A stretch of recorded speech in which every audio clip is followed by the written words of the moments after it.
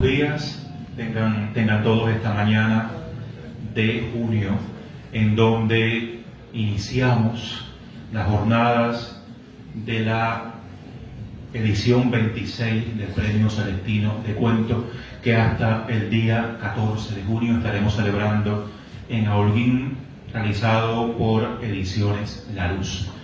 Nos acompaña detrás de este panel la hermosísima identidad visual de esta edición, que nos invita precisamente a morir junto a Yukio Mishima por la rosa. Celestino muerto por la rosa es el lema que identifica este año, y lo identifica precisamente porque, aunque tenemos 3 dedicatorias, la que viene a unificar esta edición del Premio Celestino de Cuento es el centenario del narrador japonés Yukio Mishima, dramaturgo además, novelista, cuentista, en algún momento también articulista de varios medios de prensa, ensayista. El mundo celebra el centenario de Mishima. Así que el Celestino ha tenido a bien tener como temática central, y central porque identifica la visualidad con que hemos este año. Mariela aquí está mostrando ese hermosísimo cartel, obra de Robert Raes, el diseñador de la luz. Estaremos centrando esta edición dedicada a recordar a Yukio Mishima, y que mejor que inaugurar el Celestino, comenzar las actividades del Premio Celestino con un panel sobre la obra de uno de los más significativos y polémicos, contradictorios narradores de la literatura japonesa.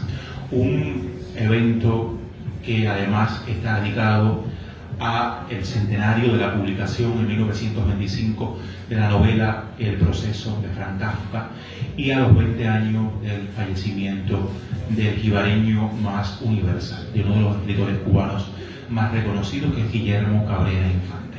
Hasta Jibara estaremos arribando para recordar la obra de E. Caín, como afirmaba sus críticas de cine, hasta la misma ciudad en que nació Cabrera Infante. Así que presentaciones de libros, paneles, y sobre todo a la expectativa de la entrega de un premio para continuar con un Celestino más, el 26 Celestino, que honra el catálogo de Ediciones La Luz. Para comenzar, como bien decía, estaremos en un primer momento en un panel que tendrá 2 momentos para abordar la obra de Mishima. En esta primera parte nos acompaña Mariela Barona, editora y narradora, y Eugenio Marrón, poeta, narrador y editor de larga data y largas y profundas lecturas. Yo quiero que sea precisamente Marrón quien nos ubique un poco, quizás a partir, Eugenio, de un contexto histórico, de un recorrido por la obra de Mishima.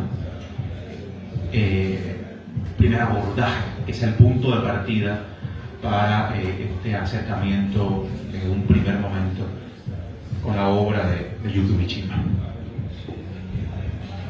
Buenos días a los amigos que nos acompañan en esta apertura espléndida de Celestino en 2025, a la sombra de Yukio Mishima.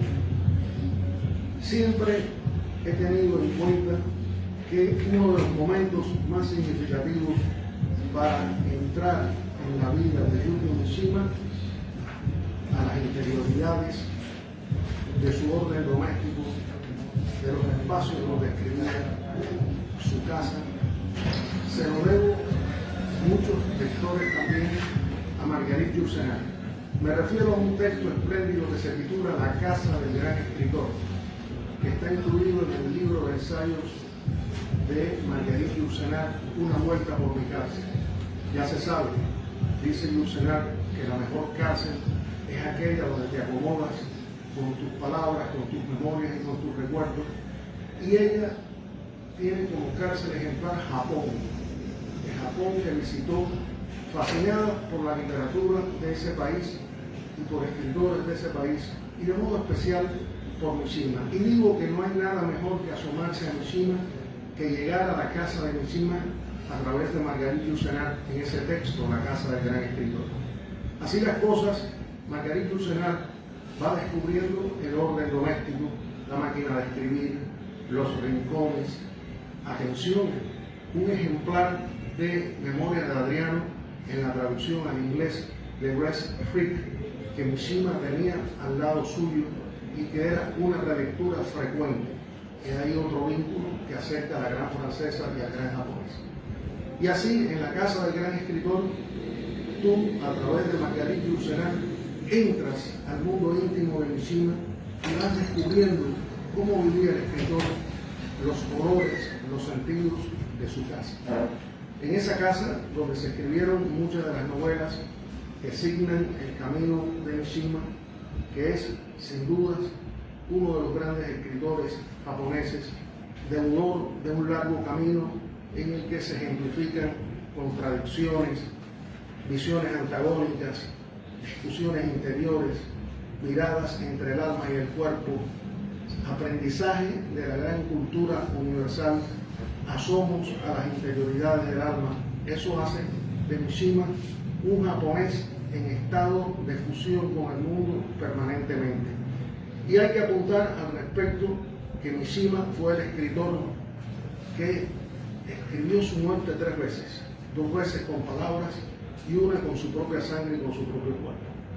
Las 2 veces en palabras fueron a través de la ceremonia del seppuku, o el harakiri, como se le ha dicho en el nombre más comercial, cuando en realidad es seppuku, que es el suicidio por mano propia con un arma blanca.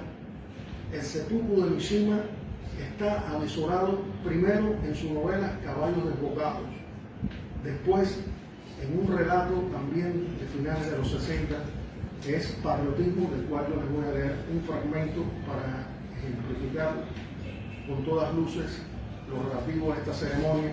Y el tercero es el propio Mishima, cuando se hace el seppuku ante el intento de golpe de Estado contra los militares en Japón y que dio al traste con su propia vida. Ya se sabe, Mishima, junto a un grupo de jóvenes que querían sobre todas las cosas lavar el honor del imperio, el imperio que había sido derrotado durante la Segunda Guerra Mundial, y no solo derrotado con armas atómicas, sino éticamente. Para Mishima resultaba absolutamente importante lavar el honor del emperador y del imperio, y ese mundo de contradicciones profundas también en el orden de Mishima en relación con su país, con su sociedad, está en su literatura. Y ese mundo es el que lo lleva a morir por mano propia 3 veces. 2 veces con la palabra y 1 vez con el samurái, la katana en mano, para hacerse el ejercicio de suicidio. Para los de mi generación, el descubrimiento de Mishima fue con una novela temprana que publicó en los primeros años 60 la editorial Seis Barral, y que sin lugar a dudas es uno de los textos más hermosos de Mishima, que es El Pabellón de Oro.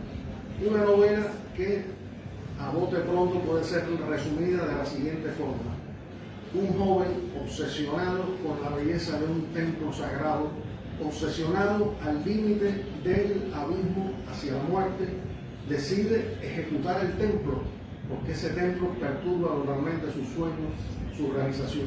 La historia de ese joven enfrentado al pabellón de oro, a la necesidad que tiene de exterminar ese símbolo de la belleza que lo agobia, que lo perturba, es una de las historias más hermosas que hay sobre el aprendizaje del conflicto en la adolescencia temprana, en la juventud, entre la verdad personal y la verdad de la belleza. Mishima en El Pabellón de Oro logra eso, pero también todas las novelas de Mishima son un recorrido al límite entre las discusiones de la vida y la muerte con la belleza.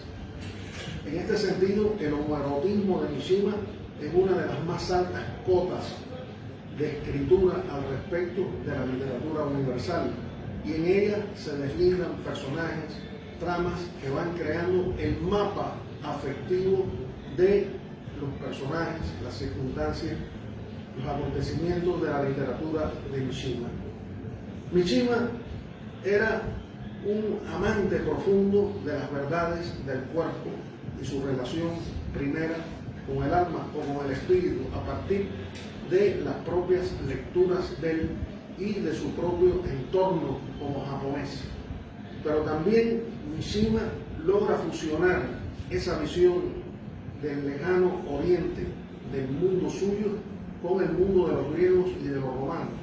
Hay un libro de fotos espléndido que es Muerto por las Rosas, que aquí en Holguín estaba en la biblioteca provincial desde hace muchísimos años y que ha pasado por manos de muchísimos lectores.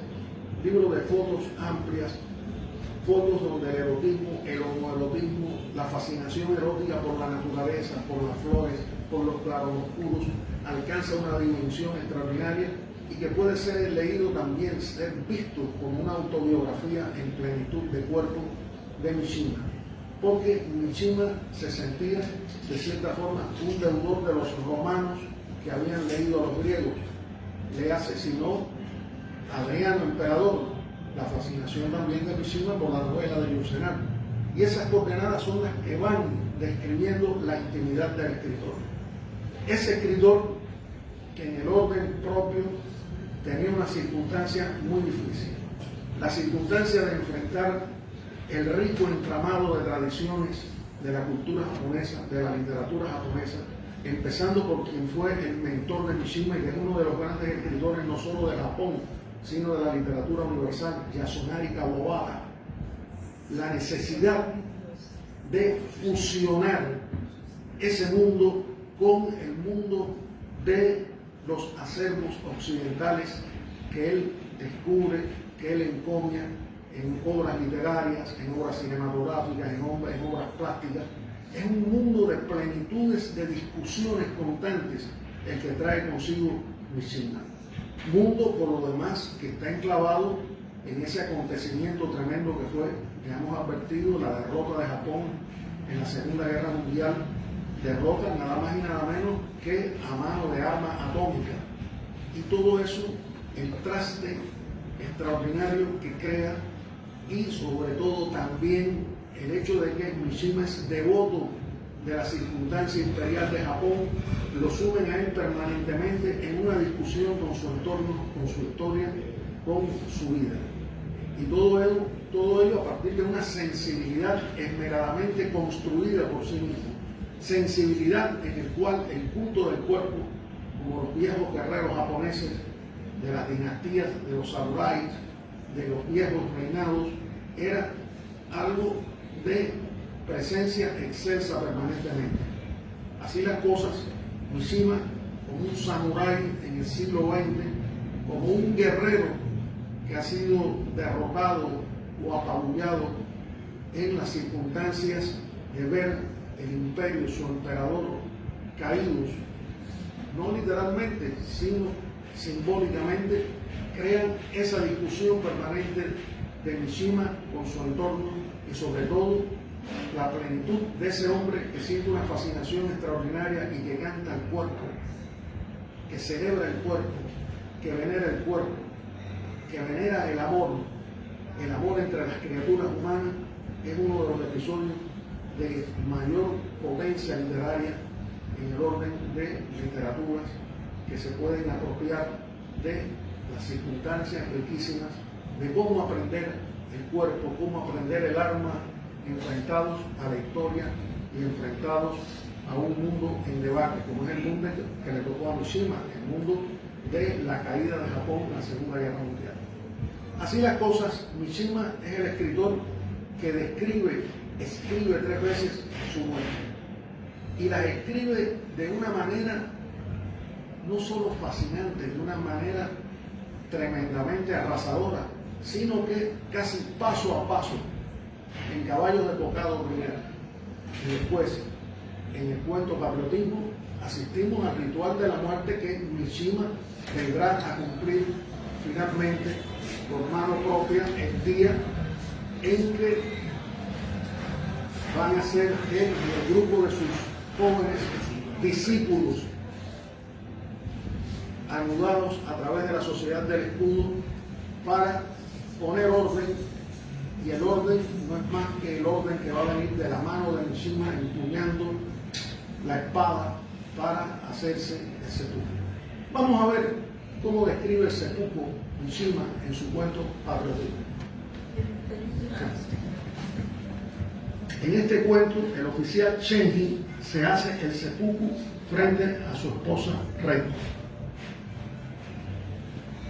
Apoyando la espada en el tatami que tenía frente a él, el teniente se alzó sobre las rodillas, se sentó nuevamente con las piernas cruzadas y desabrochó el cuello del uniforme. Sus ojos no veían ya a su mujer. Lentamente se desprendió uno por uno los botones chatos de metal. Observó primero su pecho oscuro y luego su estómago. Desató el cinturón y se desabrochó los pantalones. Tomó el taparrabos con ambas manos y lo tiró hacia abajo para dejar más libre el estómago. Luego empuñó la espada con la venda blanca en su filo, mientras que con la mano izquierda masajeaba su abdomen. Conservaba la mirada baja. Para verificar el filo, el teniente abrió la parte izquierda del pantalón, dejando parte del muslo a la vista, y deslizó el filo sobre la piel. La sangre brotó inmediatamente de la herida y varias gotas brillaron a la luz. Era la primera vez que Reiko veía la sangre de su marido y experimentó violentas palpitaciones en el pecho. Observó el rostro del teniente y vio que estudiaba con calma su propia sangre. Pese a que aquel era un consuelo superficial, Reiko sintió cierto alivio. Los ojos del hombre se fijaron en ella con una mirada penetrante como la de un halcón. Colocando la espada frente a él, se alzó ligeramente sobre sus muslos e inclinó la parte superior del cuerpo sobre la punta de la espada. La excesiva tensión que presentaba la tela del uniforme indicaba a las claras que estaba reuniendo todas sus fuerzas. Se proponía asestar un profundo golpe en la parte izquierda del estómago y su grito agudo traspasó el silencio de la habitación. Pese al esfuerzo, el teniente tuvo la sensación de que era otro quien había golpeado su estómago como con una gruesa barra de hierro. Durante algunos segundos su cabeza giró vertiginosamente y no recordó cuánto había sucedido. Los 12 o 15 centímetros de punta desnuda habían desaparecido completamente en su carne y el vendaje blanco, fuertemente sujeto por su puño cerrado, le presionaba directamente el estómago. Recuperó la conciencia. Pensó en que el filo debía haber atravesado las paredes del abdomen. Su respiración era dificultosa. El pecho le palpitaba violentamente y en alguna zona remota, aparentemente desviada de su persona, un dolor terrible e insoportable se alzaba en forma avasalladora, como si la tierra se abriera para vomitar un cauce de rocas hirvientes. El dolor se acercó de pronto a una velocidad vertiginosa. El teniente se mordió el labio inferior y sofocó un lamento instintivo. Eso es una página electrizante de un seppuku. Tanto es así que yo, con algunos amigos que hemos seguido a lo largo de los años el cine japonés, de manera especial el cine samurái, hay una película célebre japonesa que es Harakiri, y estás de nuevo visualizando, pero de una manera que te perturba, porque esta descripción del seppuku es altamente perturbadora. Y esta descripción, esta escritura del seppuku no es más que el proyecto de la muerte que iba a cumplir Mishima consigo mismo. Es decir, que en su novela Caballos Desbocados es la historia de unos jóvenes, de una amistad vertiginosa que también está a la sombra de una sociedad de jóvenes que tienen el culto por las armas y por el cuerpo de ellos. Y patriotismo, que es este relato donde este teniente, al límite, tras un fracaso de una operación militar de golpe de Estado, decide tomarse la vida por sí mismo. Son maneras de ver cómo Mishima formaba parte del culto superior de la muerte dentro de los guerreros japoneses. Recuérdese, si no, la historia famosa de los 48 Ronin que se suicidan porque no saben cumplir con su señor feudal a la hora de un desastre bélico, y los 48 optan por hacerse el seppuku. Es decir, estamos hablando de una tradición donde la muerte por la espada, en tu propia mano, forma parte de una estancia, un reservorio espiritual muy alto. Así las cosas, Mishima convierte eso en sustancia de gran literatura. Gran literatura como es la de él. Novelas que indagan en la fascinación por el cuerpo humano, la fascinación por el homoerotismo de una manera bella, radical, narrada con plenitud de circunstancias, de acciones, de encuentros. Lo vertiginoso del diálogo entre el entorno natural, arquitectónico, vuelvo de nuevo al pabellón de oro, la posibilidad de reflexionar permanentemente como un estado de vértigo alucinante sobre los límites entre la vida y la muerte.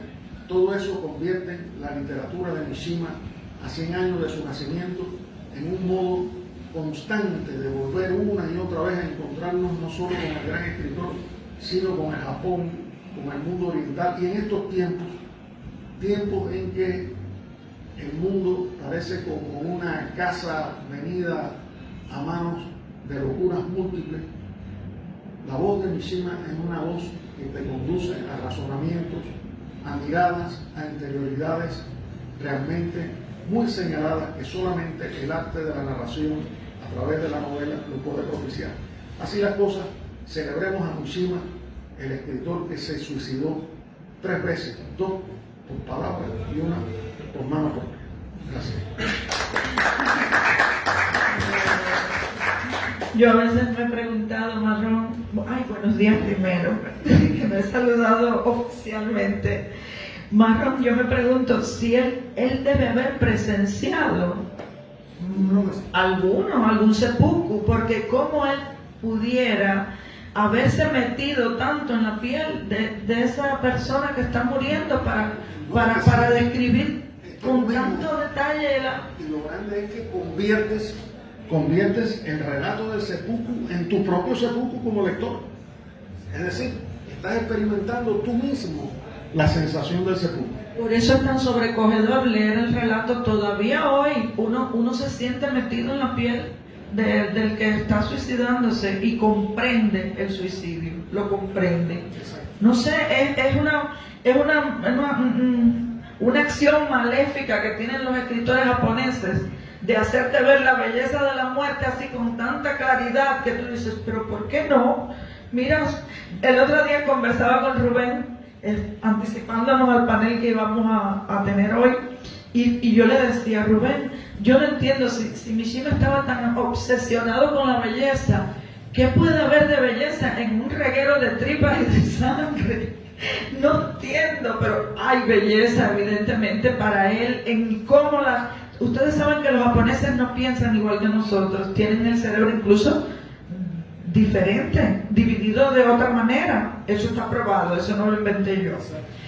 Entonces, cuando un japonés escribe sobre la muerte, esa muerte espantosa para uno, que es abrirse el abdomen y dejar salir lo que uno tiene dentro y la sangre y todo eso, él puede estar muy bien concentrado en las gotas y en cómo las gotas de sangre forman algo parecido a la constelación tal porque se esparcieron de una determinada manera. Mientras un escritor japonés describe eso, el escritor occidental o el lector occidental lo que está pensando en el horror del dolor de que está sufriendo la persona. Pero cuando tú te elevas por encima de las consideraciones de la emoción y piensas en consideraciones estéticas, te das cuenta de que lo otro es superior, de que circunscribirte a las emociones es tan humano y tan pequeño o tan del ego comparado con lo de concentrarse en la belleza, en el más allá de un propósito, ¿no?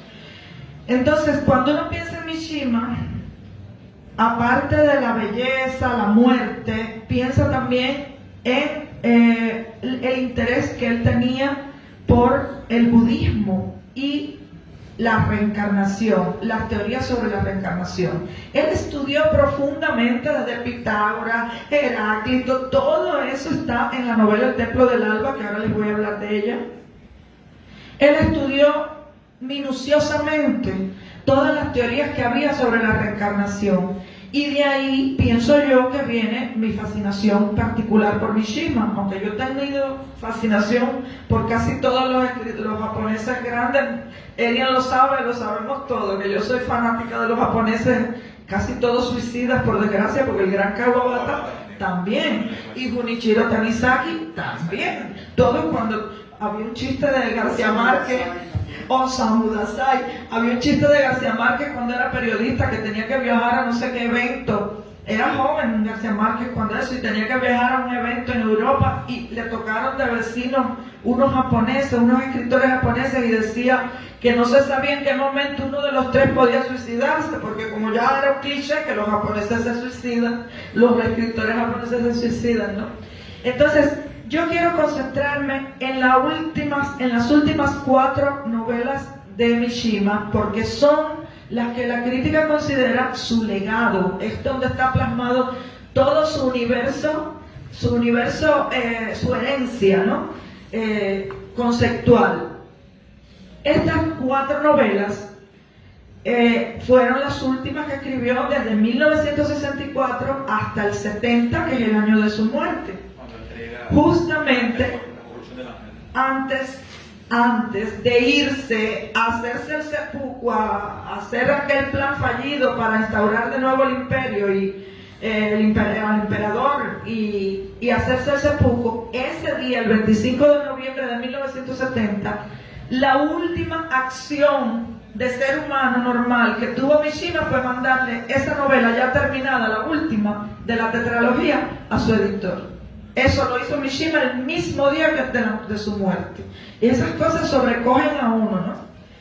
Esta tetralogía empieza en el 64 en 1964 con una novela que se llama Nieve de Primavera.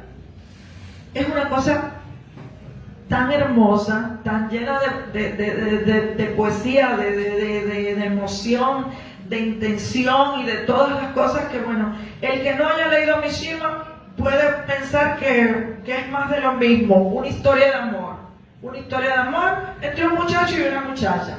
Pero señores, no, ¿qué va? Porque es que esos personajes de Mishima, él no puede construir personajes estereotipos, no. Hay algunos personajes secundarios que pueden ser estereotipos, puede ser alguno que otro, no sé, un sirviente, un chofer, un mayordomo, pueden ser el típico japonés ese de que uno ha visto en las películas de samurái, de los que se inclinan y de todo. Sí, eso puede ser un personaje que asoma tímidamente en alguna novela, pero el resto de los personajes de Mishima son inolvidables, son personajes extraordinarios. Entonces, cuando Mishima, en esta primera novela de la tetralogía, Nieve de Primavera, aparece el personaje de Kiyoaki, un muchacho hermosísimo, pero un muchacho de esos que está acostumbrado a contemplar la vida con ese nihilismo, no sé, con cierto narcisismo también, con la indolencia del que lo ha tenido todo desde niño, del que es admirado por todo el mundo por su belleza, por su origen social, que no ha tenido que esforzarse para nada y todo le da pereza. Es un chico como de esta generación de cristal, como uno dice, ¿no? Alguien que no quiere molestarse por nada. Ese muchacho se enamora. Ese muchacho se enamora de una joven hermosísima también que se llama Satoko. Y a partir de ese enamoramiento, de esa primera novela de Nieve de Primavera, Mishima construye todas las demás de la tetralogía. ¿Por qué? Porque Kiyoaki muere a los 19 años. Muere. No les voy a contar cómo. Pero Kiyoaki tiene un amigo que se llama Honda, que realmente es como un alter ego de Mishima. El Honda está en las 4 novelas. Es el hilo conductor de las 4 novelas, esas finales. Honda era amigo de Kiyoaki y era la contrapartida de Kiyoaki en cuanto a que era un intelectual, era de una familia también que le daba importancia al pensamiento, una familia de abogados, una familia que le daba prioridad a las ideas. Y entonces Honda sufre muy de cerca esa muerte tan temprana de su amigo. Eran compañeros de colegio, crecieron juntos, en fin, sus familias eran amigas. Y cuando ese muchacho aristocrático muere, esa flor de belleza, porque es un muchacho que Mishima te lo describe y tú te lo imaginas y te mueres de amor por él, ¿no? De ternura por una cosa tan bella. Cuando ese muchacho muere, Honda, su amigo, muchos años más tarde, cree reencontrarlo, o sea, reencarnado en ese protagonista de la segunda novela de la tetralogía que se llama Caballos Desbocados, a quien se refería Marrón, que comete el seppuku, que se ve obligado a realizar seppuku. Bueno, Honda tiene ciertas Kiyoaki, el muchacho original, el bello original, tenía 3 lunares en el costado izquierdo, si mal no recuerdo. Esos 3 lunares, Honda, no sé cómo pronunciarlo, Marrón, Honda, puede ser, es el apellido de todas maneras del personaje, ese que va conduciendo al lector por las 4 novelas. Honda está buscando los 3 dichosos lunares de Kiyoaki cada vez que sospecha que alguien puede ser su reencarnación. En el caso de Isao, que es el muchacho que se suicida en la segunda novela, Caballos Desbocados, que es muy dedicada a las ideas políticas de Mishima, es ahí donde está plasmado. Y lo anda buscando en la cascada. Exacto, porque los primeros momentos de la amistad de Kiyoaki con Honda, que están en la primera novela, en Nieve de Primavera, hay paisajes paradisíacos, hay una cascada que está en la propiedad donde vive Kiyoaki con sus padres, y esa cascada se va a convertir en un símbolo que va a atravesar también la tetralogía, porque cada vez que el personaje Honda encuentra cascadas, lo mismo en esta novela segunda, Caballos Desbocados, que en la tercera, que es el Templo del Alba, que fue la que a mí más me mató. Me mató tanto que está en el cuento mío ese más conocido de Ana Lidia Vega Cerova, lee un cuento erótico en el patio del Museo Colonial. Tuve que meter una escena del Templo del Alba ahí porque esa es la novela de Mishima que a mí me estremece, ¿no? En el Templo del Alba, Kiyoaki se ha convertido, después de ser Isao, se ha convertido en una princesa tailandesa, que Honda, el personaje principal, ese que va guiando a uno, Honda la conoce cuando la niña tiene 7 años, cuando la princesita tiene 7 años, y como se sabe, a los que hayan estudiado algo sobre el asunto de la reencarnación, el budismo, etc., se sabe que hay muchos niños, sobre todo en las culturas orientales, que entre las edades de 0 a 5 o 6 años conservan, dicen ellos, un recuerdo de su vida pasada. Y el personaje, Honda, conoce a la princesa en Tailandia y la princesa, lo primero, todo el mundo piensa que está loca porque ella dice que ella en realidad no es tailandesa, que ella es un japonés, un muchacho japonés, y que ella quiere que alguien la haga regresar a Japón, que es a donde ella pertenece. Imagínense el hombre que ha buscado al amigo en 2 novelas ya lleva buscando al amigo, cuando en la tercera novela se encuentra esa muchachita, se queda sobrecogido, incluso a través de intérpretes, porque la muchachita, a pesar de decirse japonesa, no hablaba japonés. En inglés, él logra comunicarse con la muchachita a través de las amas que la cuidaban, porque la corte tailandesa también tiene tremendos protocolos y cosas, ¿no? Y rituales y demás. Él no podía dirigirse directamente a ella, pero le pregunta: dime la fecha en que Kiyoaki hizo tal cosa. La muchachita: el 2 de octubre de 1932. Dime la fecha en que se suicidó Isao, el de la segunda novela. El tal día. La niña le contestaba. Es decir, el tipo se convenció.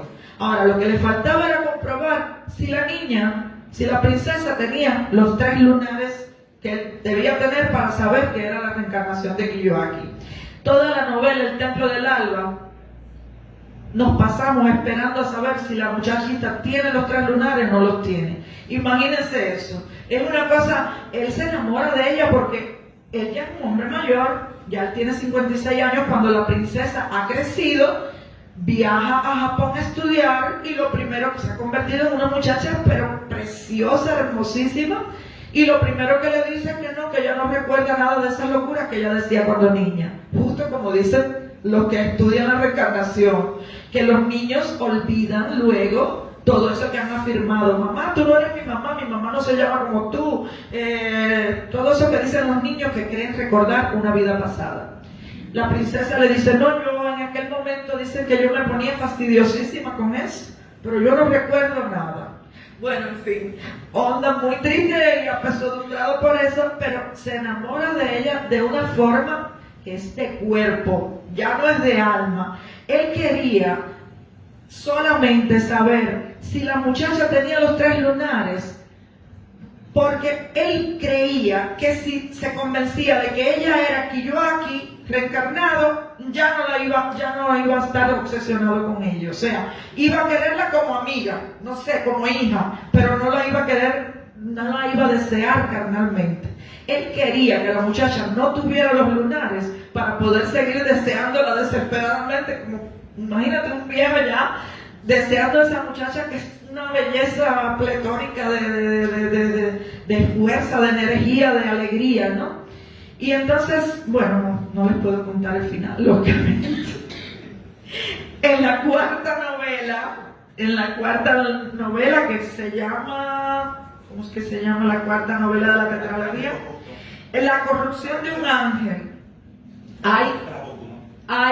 Esa es la que él le manda a su editor el mismo día que va a matarse allí, a hacerse. Y entonces en esa yo no he leído esa novela, que es la tarea que tengo para ahora que estoy feliz con ella. Esa novela es la que me falta del Mar de la Fertilidad, que es como él tituló ese conjunto de las 4 novelas, ¿no? Esa es, en ella, ya vi la sinopsis, ¿no? El resumen. Hay un muchacho de extraordinaria belleza también, que Honda piensa que es la siguiente reencarnación de su amigo Kiyoaki. Entonces, ahí sí ya parece que hay sexo más duro, por lo que leí en el resumen. Esa me tiene, entusiasmada, porque de todos modos, antes de venir al panel, no pude aguantar, señores, y volví a releer El Templo del Alba, porque, no sé, me atrapó de nuevo y tuve que leerla. Es decir, en lugar de ponerme a estudiar las cosas que no había leído, yo volví a caer en las redes de Mishima y me volví a sumergir en El Templo del Alba. Miren, solamente quisiera terminar con una cosa que estaba yo leyéndole a Rubén el día que nos encontramos en Villanueva. Rubén a veces va y me acompaña en los apagones y yo se lo agradezco tanto, me da los apagones más divertidos del mundo. Y entonces estábamos hablando de Mishima y yo acababa de leer en la primera, Nieve de Primavera, casi comenzando, o sea, en el capítulo 2, 3, no sé, esta frase, que a Mishima le salían estas frases así como si nada. Van los 2 amigos, el muchacho bello, Kiyoaki, el aristocrático, y el otro, el que iba a ser abogado más tarde, Honda, el que nos va a dar la guía de todos los avatares de Kiyoaki a través de sus reencarnaciones. Van jóvenes, muy jóvenes, por el jardín de la mansión donde vive Kiyoaki. Y Mishima dice esto así: el sol calentaba sus cuellos muy afeitados. Era la tarde de un domingo pacífico, sosegado y glorioso. Sin embargo, Kiyoaki seguía convencido de que en el fondo de este mundo, como en un recipiente de cuero lleno de agua, había un pequeño agujero y le parecía oír cómo el tiempo iba saliendo por él gota a gota. ¿Ya? ¿Para qué más?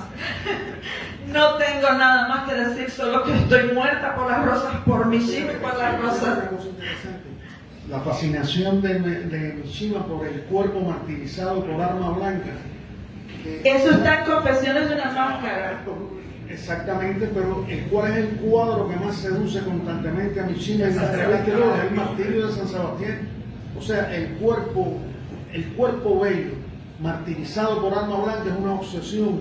Es una obsesión. Que es como una guía en Mishima. Exactamente, exactamente. Bueno, muchas gracias por escucharnos y le paso el micrófono.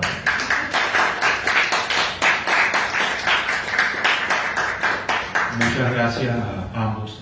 Hablaban, los dos mencionaban esta fascinación por la muerte, era lo que yo voy a añadir algunos aspectos. Incluso Marrón citaba ese ensayo de Marguerite Yourcenar, donde se enfoca en muchos otros aspectos de cómo un escritor que está fascinado por la muerte logra estar al mismo tiempo fascinado por la belleza, por la búsqueda de la belleza y por la vida. La búsqueda de la belleza conduce a la vida, ¿no? Pero al mismo tiempo la fascinación por la muerte va a sobrevolar toda la obra de Mishima, y es algo que viene desde la propia tradición cultural, como ambos han subrayado, de la cultura japonesa. Va a estar presente. Es un escritor contradictorio, o sea, por muchos aspectos. Esta misma fascinación por la muerte en una literatura de goce, de saturación de sentidos, porque más que un erotismo o que una posible cercanía a lo sexual, hay un realce del goce y de los sentidos. O sea, lo sensual a través de lo sensorial. Está muy presente, que es algo que viene en esa propia cultura japonesa, de apreciar lo bello, de apreciar lo sensual sobre lo sexual, ¿no? Aunque esa sexualidad, ese homoerotismo que bien decía Marrón, va a estar circunscribiendo la obra. Mencionaba esa carga generacional que tiene la derrota japonesa, y además de esa carga, recordemos, como lo decía, Japón sale perdedor, del eje de los perdedores en la Segunda Guerra Mundial, con la nueva constitución japonesa, que es la que está actualmente vigente, que se firma en el 47. Japón pierde la historia del imperio o del emperador como eje absoluto, pero al mismo tiempo divino, que es algo de lo que le interesa a Mishima rescatar.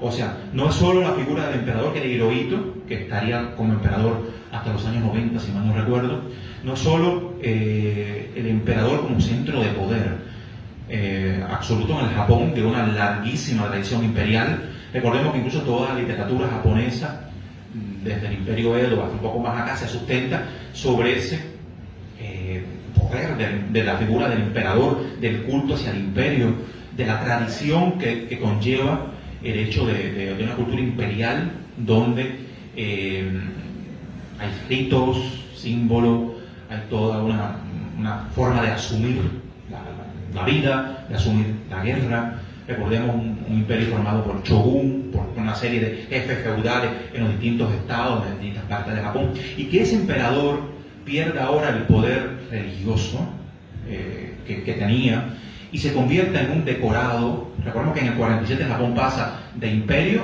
a estado, o sea, estado de Japón, y ocupado por lo que se mantiene hasta hoy, e Hirohito pasa a ser un representante, un emperador, pero sin el simbolismo. O sea, a Mishima le interesa el simbolismo, o sea, todo lo que la simbología del imperio es tan importante como el imperio mismo.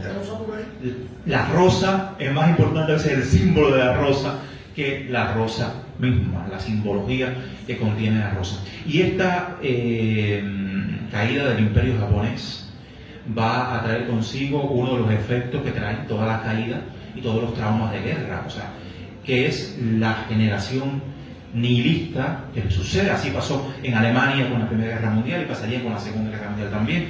Toda una generación nihilista que va a tener una frustración epocal. Kafka es un ejemplo de esta frustración epocal. Muchos autores alemanes posteriores al 17 son ejemplos de esta frustración epocal, y toda la literatura y todo un movimiento cultural más cuando se tiene detrás toda la tradición de un imperio, la tradición de un gran imperio como lo fue el japonés que en esa época tenía posesiones en Corea, que tuvo parte en la península, en Tailandia, que se expandió en una época incluso otra parte de China. Tailandia se llamaba Siam. Siam, el reino de Siam.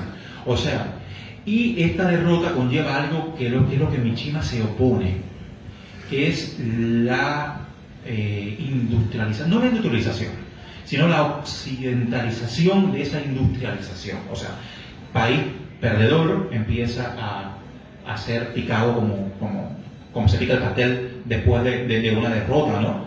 Y empieza a recibir inversiones europeas, estadounidenses, que hacen, claro, que el Japón despunte tiempo después y modifique la vida cotidiana. O sea, los ritos, la vida doméstica, a la industrialización crecer, o sea, al haber un gran número de autos, el transporte, la industria, la mecanización de esta industria y de la vida cotidiana hace que esos ritos que son más parsimoniosos, que pertenecen a una tradición, empiecen a quedar en un segundo plano, constreñidos al hogar. Y es algo que se opone Mishima, o sea, en retomar esas raíces del imperio, esa simbología imperial. Por eso da el golpe de Estado en el 70 para poner a Hirohito nuevamente al frente del poder más bien religioso absoluto que tenía el imperio. Esa fascinación por la muerte está incluso en su propia vida. Recordemos que es un muchacho que viene de clase alta, de clase acomodada en Japón, que estudia en la mejor escuela de Japón y que desde muy pequeño o desde adolescente, en los primeros años de la Segunda Guerra Mundial, se va a ofrecer como voluntario de kamikaze. O sea, ya estamos viendo que podríamos, Marrón, añadir un cuarto intento suicida.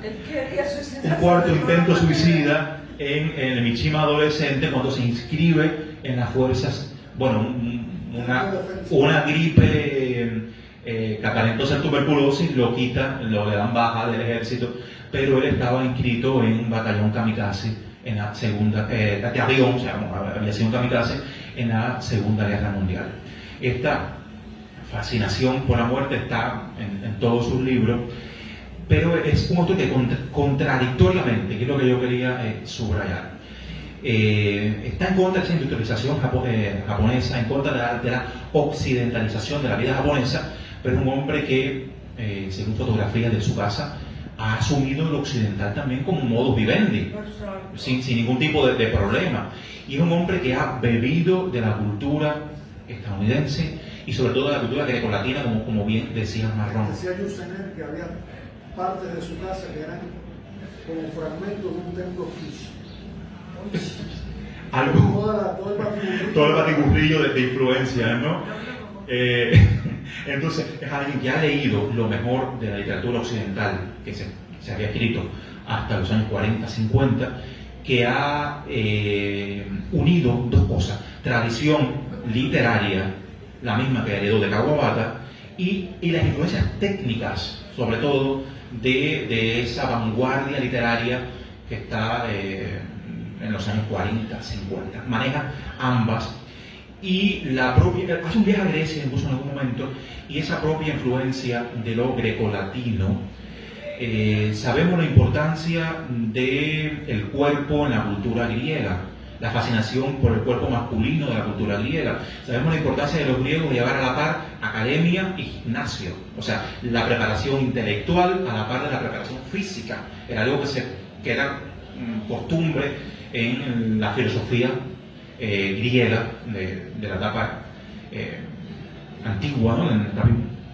de la Grecia antigua, y esa fascinación griega que viene del Eros y el Thanatos, o sea, esa dualidad tan atractiva, que es algo que va a tener Mishima también. Todo el Eros que va a estar transbordando y traspasando su literatura va a estar siempre sometido a la gran nube del Thanatos, que va a estar sobrevolando también esa literatura. Y es algo que viene también con el propio Marrón, educación samurái, esa educación samurái Central, que es machista o al menos en un culto masculino hacia esa total, hacia esa formación. Lo que pasa es que la concepción del culto masculino del guerrero no es la idea masculina que tenemos en Occidente, es otra cosa, es la reverencia. En Occidente, ese culto masculino podría ser hoy día calificado como una cosa tóxica, con todos los discursos que están al uso en los medios y todo, pero en Japón el culto masculino a la belleza masculina y a la admiración y al amor masculino forma parte central en un sentido de la vida, de la construcción del guerrero. Los guerreros samuráis lo ponían en primer nivel. Claro, al punto de como decía, de dar la vida, dar la vida por una cuestión de ética, porque el hecho de asumirse como samurái contempla, además de una formación física, una formación ético-espiritual. Mishima, curiosamente, era sintoísta, aunque en esta novela he estudiado el budismo completamente, pero hay en el hecho de que sea sintoísta, o sea que es una religión autónomamente japonesa, o sea, solo existe en Japón, con ese culto subrayado entre la naturaleza y el hombre, que es algo que va a estar también en sus novelas, ese subrayado entre la naturaleza y el hombre, incluso un poco animista en el hecho de la religión, es algo que va a subrayar esa identidad, ese hecho de recatar lo mejor del Japón medieval, al punto de recatarlo en su propia obra y en su propia vida, con esa lección final de muerte en el 70. Hay un relato famoso del Japón medieval que es de los 48 Ronin, 48 guerreros que no tienen culpa en lo absoluto con el desastre de una acción militar que ha sido llevada adelante por su señor de la guerra, que implica una derrota en todo orden para ese señor de la guerra. Y ellos deciden, los 48, hacerse el seppuku a la vez, porque no pueden permitir que su cabeza, su guía, su jefe, se vaya del mundo sin ellos. Ellos tienen que acompañarlo, aunque no sean culpables de eso, y deciden los 48 hacerse el seppuku a la vez. Eso es un rito importante de... Yo pienso también en que esa última parte de la escritura de Mishima, permeada con tanta intensidad por los conceptos, el estudio que él hace de la reencarnación, es el resultado de su misma obsesión por la muerte que tiene desde joven, porque también le interesa la trascendencia, ¿no? No es lo mismo saber que tu alma, que para ti es preciosa como quiera que sea, murió con tu cuerpo por una cuestión de honor, a saber que tu alma puede trascender, que tu alma puede ser asumida en una vida siguiente o en vidas siguientes, y tú seguir, incluso el estudio que él hace de todo ese asunto, señores, en el Templo del Alma, se lo recomiendo. Es un microcurso, es casi una maestría, un doctorado lo que te da sobre el asunto de la reencarnación en las distintas variantes del budismo y todo eso. Y entonces él dice, en una cierta ocasión en que cita a uno de los maestros que habla de eso, él dice, si un maestro, hay un rey que le pregunta a un maestro de estos, ¿no? A un iluminado, le pregunta, maestro, todo el mundo tiene que reencarnar, y el maestro le dice, no todo el mundo tiene por qué reencarnar. Entonces usted, por ejemplo, usted va a reencarnar, y el maestro le dice, si yo no he cometido pecado y hago todo como de acorde conmigo y me olvido de mí, yo no tengo por qué reencarnar. O sea, para Mishima, todo el que tenía pecado, cuentas por pagar en el karma y demás, era quien tenía que reencarnar para que su vida siguiente fuera aprendiendo cómo pagar superar y cómo compensar aquellas cosas. Y yo me imagino que todo eso, cuando ya él va a morir en el 70 con 45 años, ya él había pensado todo eso. Él llevaba 4 años preparando aquello, caballero. Él dejó todo listísimo. Él tenía pensado eso. Sí, está bien, yo quiero morirme desde que era joven, pero mucho me gustaría, ¿no? Pienso yo que debe haber pensado, me gustaría pensar en mi alma transmigrando, ¿no? Permaneciendo. De alguna forma esa trascendencia del alma también lo obsesionaba. No, y Es evidente. Mariela, y una cosa que es fundamental tanto para Mishima como para su mentor Kawabata, que es el orden de la belleza no puede ser absolutamente perturbado, porque cuando se perturba el orden de la belleza es la demolición total. Por ejemplo, una de las obras capitales de Kawabata, que es la Casa de las Bellas Durmientes. ¿Cuál es la historia de la Casa de las Bellas Durmientes? La Casa de las Bellas Durmientes es un prostíbulo, por decirlo, a un acercamiento a comprensión occidental, porque no es un prostíbulo, es una casa donde se ofrecen adolescentes dormidas, desnudas, dormidas a los ancianos del lugar para que vayan a dormir y admirar y a tener al lado ese cuerpo de esa adolescente. No lo puedes tocar ni nada.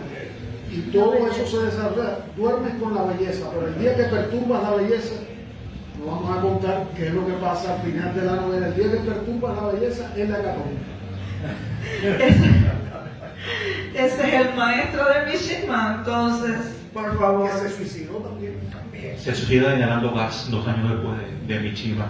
Ese dilema complejo de la posesión de la belleza, ¿no? ¿Hasta qué punto sigue siendo bella la belleza cuando se posee? Se posee y se... bueno, 45 años y un promedio de casi 250 obras, ¿no? 30 y tantas novelas, una gran relación de cuentos, guiones de película, ensayo, periodismo, teatro.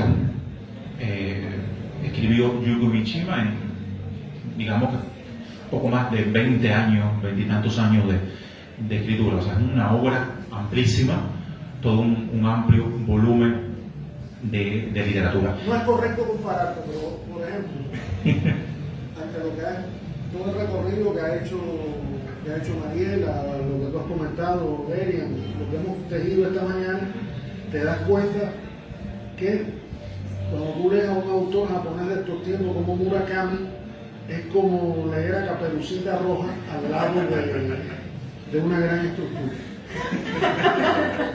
A mí me gusta mucho Murakami, pero lo reconozco también. Gracias, Eugenio. Yo voy a pedir que me acompañe Mariela aquí, que siga embelleciendo el centro de la mesa. Te despedimos a ti y con tu despedida invitamos a Rubén Rodríguez. Una pregunta para Marrón. Pero Marrón, ¿Tú estás fascinado por la muerte o por la belleza? No, yo vivo fascinado por la belleza. Marrón, y como muestra de belleza, los girasoles de la luz. Gracias, Rubén. Esperamos aquí. Esta marrón subrayaba Mariela, esta fascinación por el cuerpo, que es algo que está en Confesiones de una máscara, ¿no? Y esa imagen martirizada de San Sebastián de Guido Reni, que incluso hizo que el propio Mishima se retratara también acertado, similar al cuadro o a uno de los tantos San Sebastián de Guido Reni, que es más de uno. Pero bueno, esa foto nos ayuda a saber cuál de ellos fue el que se inspiró. Y el hecho mismo de su pasión por el fisiculturismo, que es algo que hace que Mishima, recordemos que muchas de estas novelas, si no la mayoría, tienen un alto componente autobiográfico. Confesiones de una máscara lo tiene, otras también lo van a tener, hacen que este joven debilucho, o un poco mimado, o que no es el prototipo ni del samurái, ni del hombre que quiere ser, hace que ya un poco más hacia los 50 le suma esta obsesión por el cuerpo por incluso representarse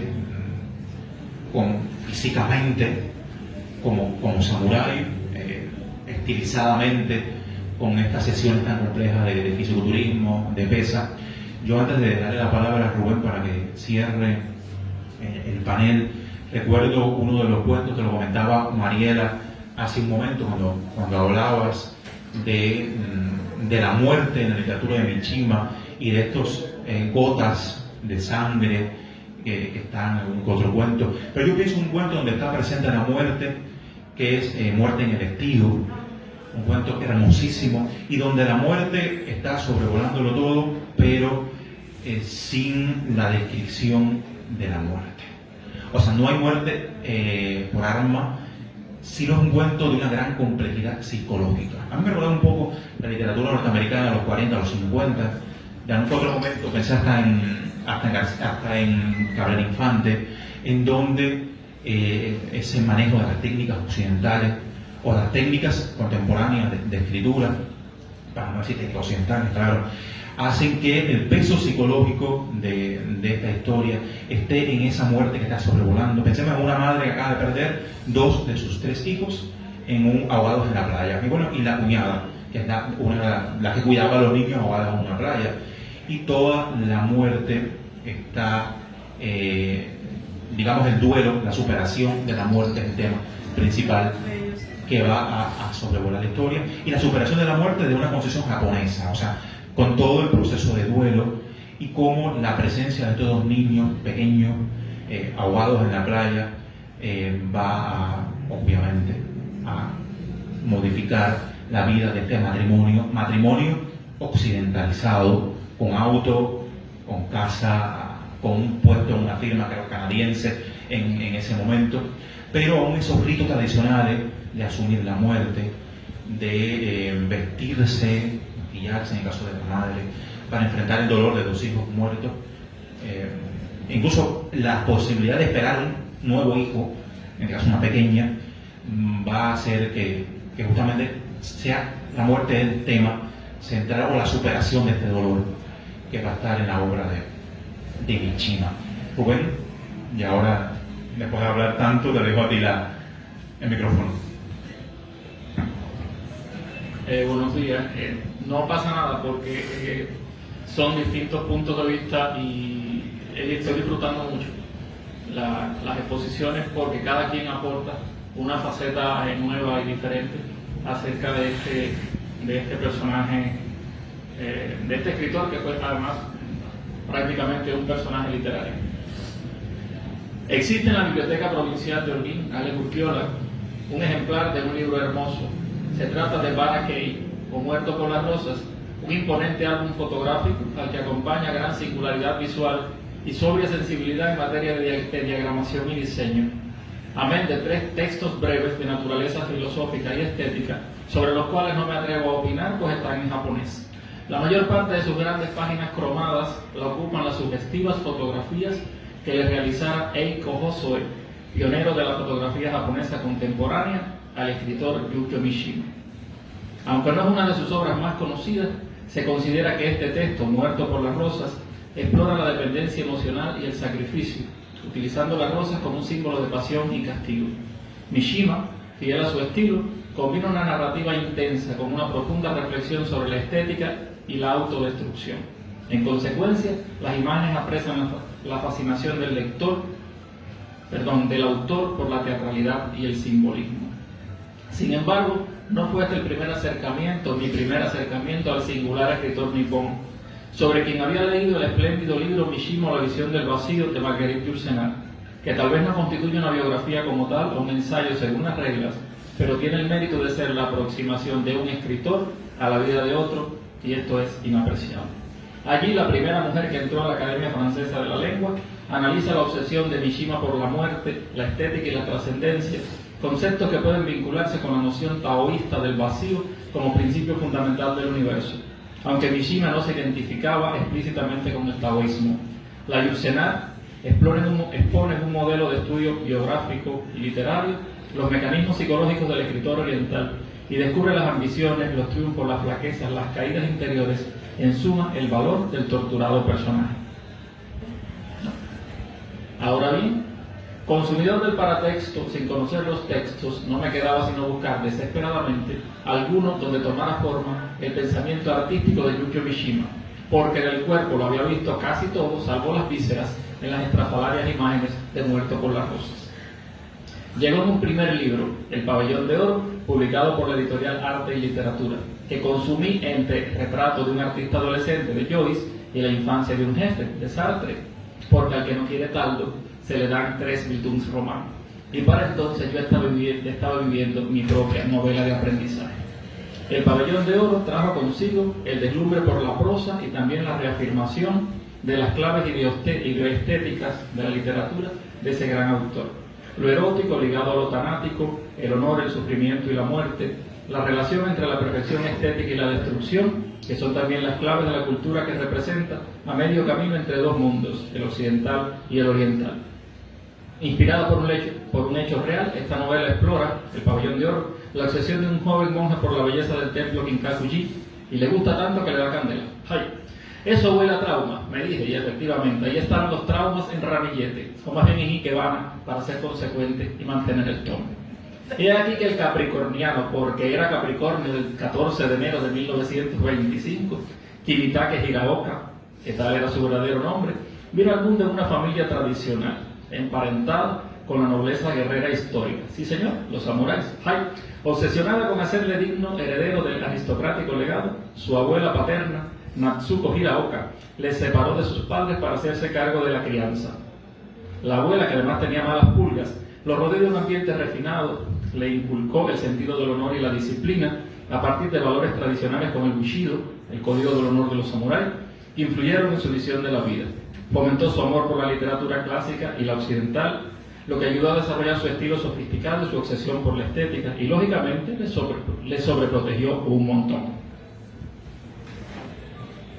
Evitando que se relacionara con otros niños e incluso que se expusiera a la luz solar. Quizás la abuela pensaba que el niño era un vampiro. Es normal entonces que el pequeño Kimitake desarrollara una personalidad introspectiva y se refugiase en la literatura. La educación elitista jugó un papel crucial en el desarrollo de su talento literario. Desde joven estudió en la prestigiosa escuela Gakushin, donde recibió una formación rigurosa en literatura japonesa y occidental. Este entorno le permitió acceder a una educación refinada y exigente, rodeado de la élite intelectual y política de Japón. La combinación de influencias, dígase a Kutagawa con Dostoyevsky y Baudelaire, moldeó su estilo sofisticado y su exploración de temas como la identidad y la muerte. Esta formación le permitió relacionarse con escritores y críticos influyentes, enriqueció su visión literaria y le facilitó la publicación de sus primeras obras. Y no, los japoneses no inventaron la palanca, ese fue el griego Arquímedes, tal vez el palanquín, no, fueron los chinos. En serio, gracias a su educación, Kimitake Hiraoka, que ya había cambiado su nombre por otro más sonoro, desarrolló un estilo literario único que fusiona la estética moderna con el tradicionalismo japonés.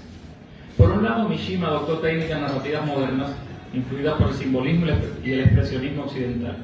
Sus novelas presentan una introspección psicológica intensa y una estructura narrativa sofisticada, alejándose de la literatura clásica japonesa. Sin embargo, al mismo tiempo, su obra está impregnada de valores tradicionales como el Bushido, código del honor, el sintoísmo y la estética del wabi-sabi, que resalta la belleza de lo efímero y lo imperfecto. No confundir el wabi-sabi con el wasabi, porque el segundo pica. Tan importante como Kawabata y tan popular como Murakami, Yukio Mishima estuvo nominado para el Premio Nobel en varias ocasiones y era un verdadero suceso en materia de popularidad. Sin embargo, arrastraba consigo una falla de origen, verdadero baldón sobre su crianza tradicional. Había sido rechazado por el reclutamiento militar en la Segunda Guerra Mundial por síntomas de tuberculosis, aunque en alguna parte se sugiere que había exagerado los efectos de una gripe para evadir la leva. Se supone que todo esto le había forjado una especie de complejo de culpa, como si él necesitara algún complejo más. Olvidé mencionar que a los 12 años, Kimitake había vuelto con sus padres, quizás porque la abuelita Natsuko había estirado la pata. Pero tampoco en el hogar paterno fue miel sobre hojuelas para el adolescente, pues su papá, Asusa Hiraoka, funcionario del gobierno, le impuso al niño una disciplina férrea y le castigaba duramente por cualquier motivo. Quizás consideraba que la yaya lo había echado a perder.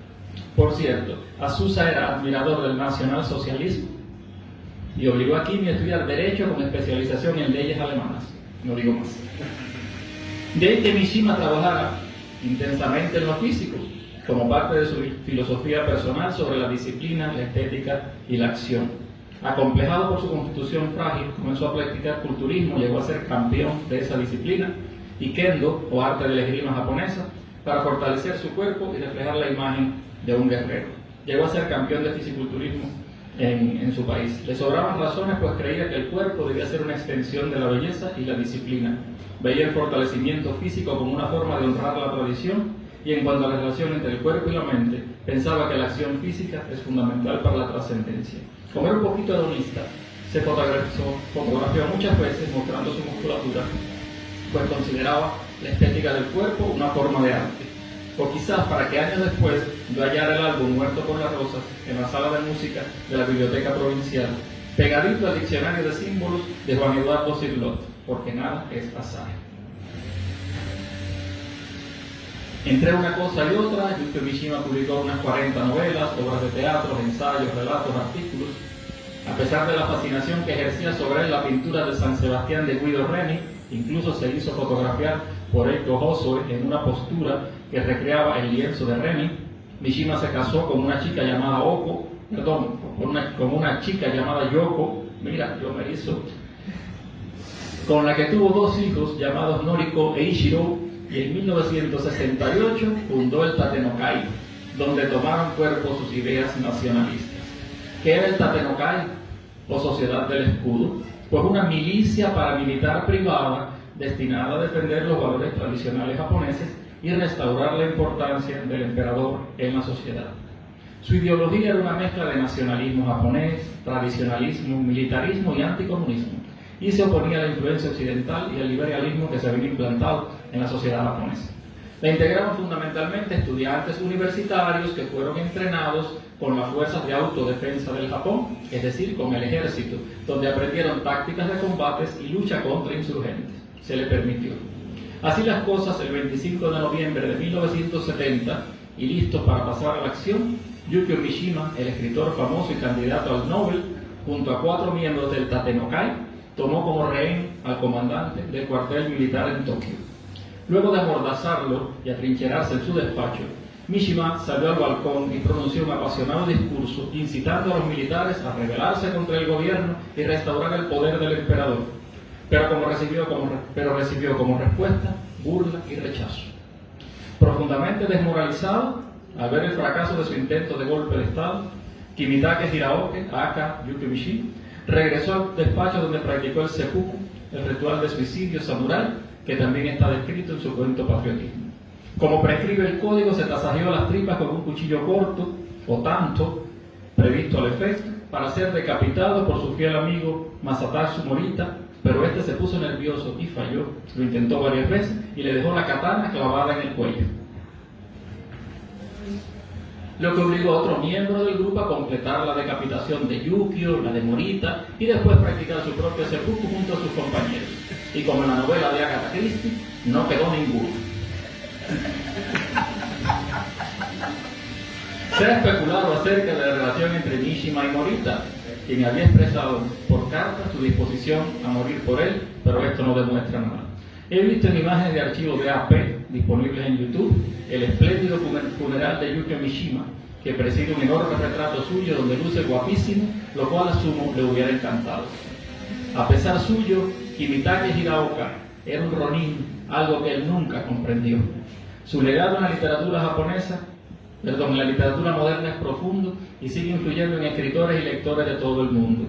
La fusión de la estética moderna con el tradicionalismo japonés, explorando temas como la identidad, la muerte y el honor, dio lugar a una prosa intensa y visualmente poderosa.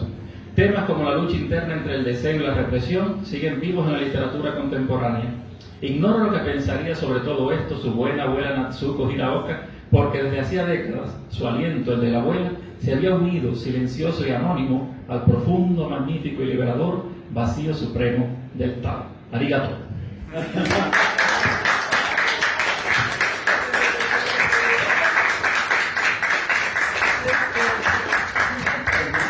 Muchas gracias, Rubén, por hacernos pensar y al mismo tiempo divertirnos, ¿no? Una de las cuestiones también del buen periodismo, del buen ensayo. Mishima decía que el principal problema de su literatura era que era muy dramática. Su estructura, o sea, mi estructura es muy dramática. No puedo escribir como el fluir de un río natural.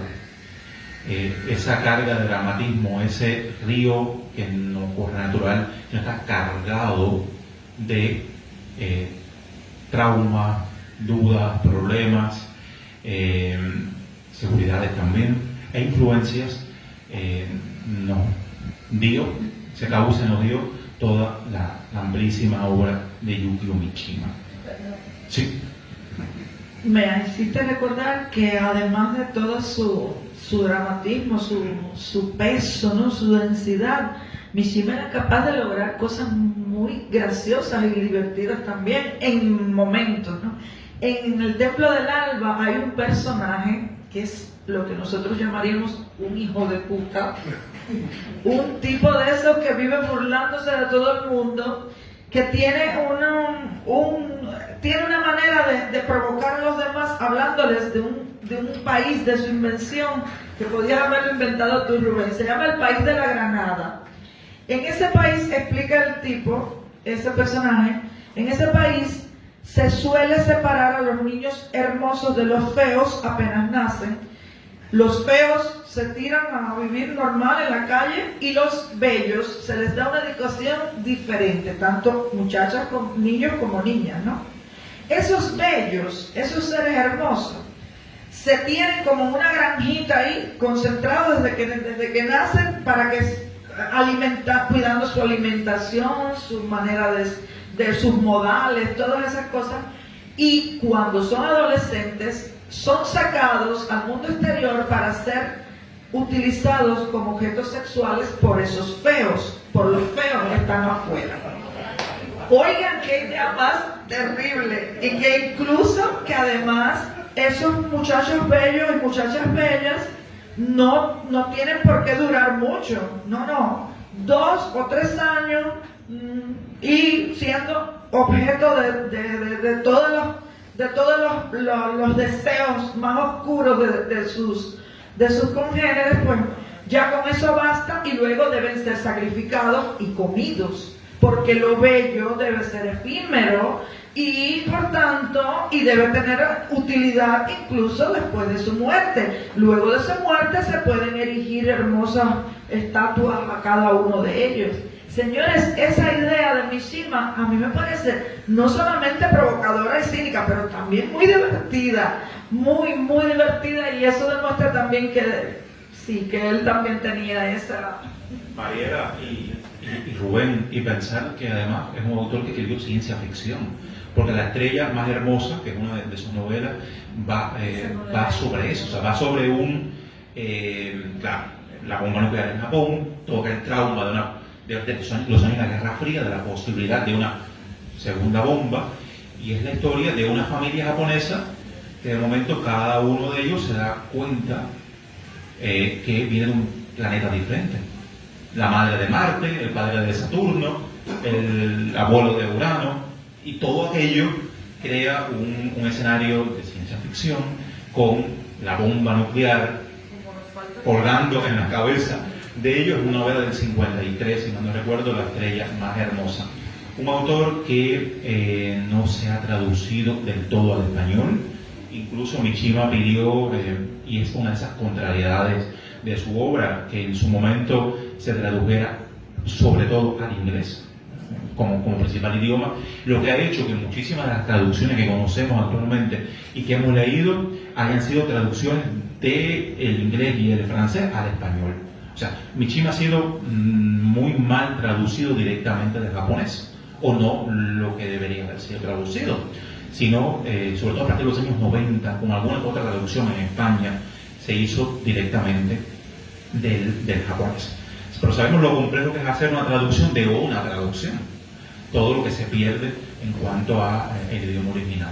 Es un autor que lamentablemente no es que seamos de los pocos, pero el centenario en Japón no ha sido conmemorado como debió haberse conmemorado en enero, con toda la parafernalia, el bombo y el platillo que llevaría, porque sigue gravitando sobre Mishima el peso de ese nacionalismo extremo, de extrema derecha, que lo llevó a su accionar político a la par de la literatura, ¿no? Y aunque es un autor que se publica, que tuvo una nueva etapa en los años 90, en donde se publicó y se fue redescubierto bastante, como que los actos oficiales, por decirlo así entre comillas, no han sido los que merecería Yukio Mishima. Kawabata, que fue su mentor, y con esto quiero cerrar, porque creo que resume mucho el agradecimiento de un maestro que se sentía al mismo tiempo alumno de Mishima. Dijo algo así como que un temperamento, un espíritu y una capacidad literaria como la de Yukio Mishima solo se daban cada 200 o 300 años. Y si Kawabata lo dijo, que también lo conoció, vamos a creerle al ilustre narrador japonés y celebrar el hecho de que sigamos leyendo a Yukio Mishima y sigamos de alguna manera también muertos como Celestino por la rosa. Así que muchas gracias a María Barona, a Rubén Rodríguez y Eugenio Marrón por esta mañana espléndida en que hemos celebrado a Yukio Mishima en el Premio Celestino de Cuentos. Casi dando el mediodía, los invitamos a continuar mañana, donde estaremos rememorando el proceso, esa conocida e importante novela de Franz Kafka a 100 años de su publicación. Muchas gracias.